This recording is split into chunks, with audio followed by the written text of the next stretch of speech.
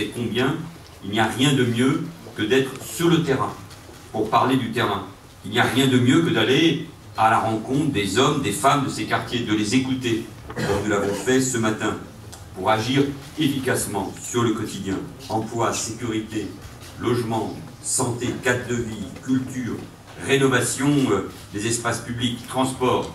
Et nous voulions être ici au Mureau parce que, comme pour beaucoup de villes, ce qui est fait est exemplaire. Il y a une volonté, une très grande exigence de la part des élus, des associations, des habitants. Puis il y a une seconde réponse. Nous étions le 14 septembre avec le président de la République et tout le gouvernement à Vesoul. C'est une autre réalité pour un comité interministériel sur les ruralités qui faisait suite à celui que j'avais tenu au mois de mars à Laon, dans l'Aisne. Le fait d'être, pour ces deux moments, sur le terrain, dit beaucoup.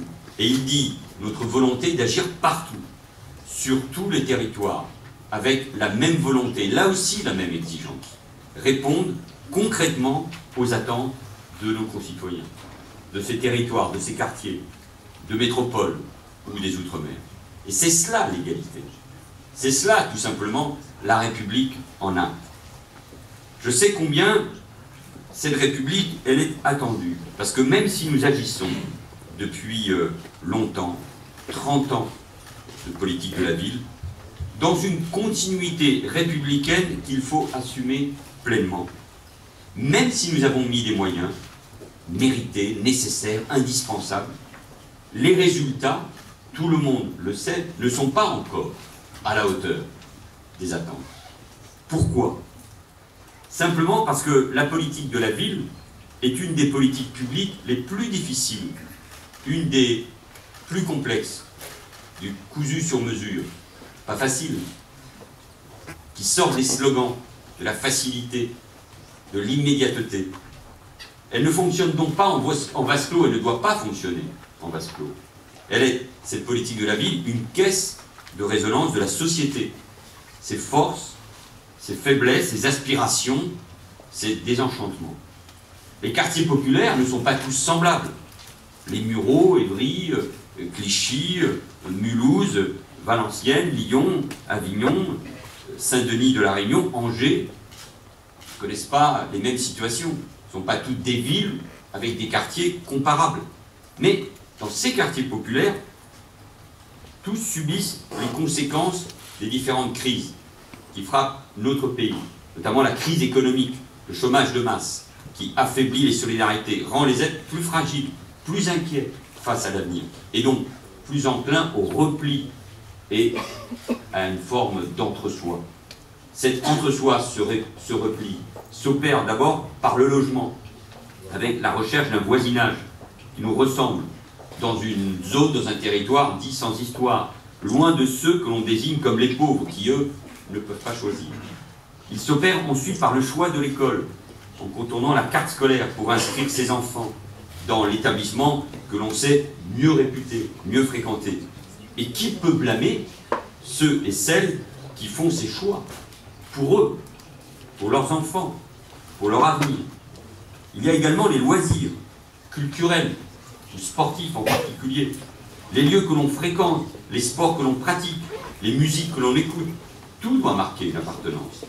Et marquer est donc souvent distingué. Des logiques de séparation, des logiques profondes sont à l'œuvre depuis des années. Elles fabriquent par le haut de la ségrégation et elles produisent par le bas de l'exclusion, d'où ce sentiment de malaise, d'où ce sentiment d'abandon qui existe, y compris là où des choses se font. Politique de peuplement absurde, voire parfois criminelle. Immigration pauvre, concentrée dans les mêmes villes, les mêmes quartiers. Fuite des classes moyennes. Appelons ces phénomènes comme l'on veut, mais l'apartheid dont j'ai parlé, c'est cela. Laisser faire, c'est prendre le risque d'une explosion permanente de notre société.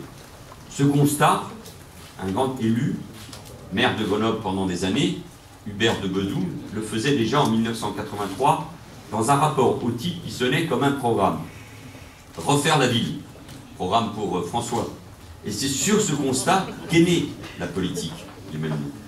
Déjà, À l'époque, son objectif était clair, recoudre un tissu social qui se déchirait. On ne compte plus les plans qui se sont succédés pour améliorer le cadre de vie, renforcer les dispositifs d'accompagnement social. Et encore une fois, il faut assumer ce qui a été fait, parce que l'intention était bonne et sincère. Et si ça n'avait pas été fait, rendons-nous compte dans quelle situation seraient ces quartiers et ces villes.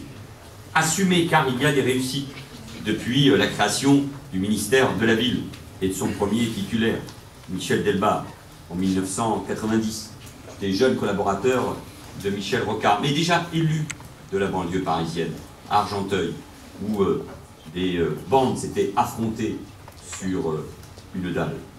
La création de l'ANRU, grâce à la volonté, chère Valérie, de Jean-Louis Borloo, et qui a été un véritable tournant en 2004. Nous en avons eu, cher François Garret, ce matin, une belle illustration dans le quartier de la Vigne Blanche.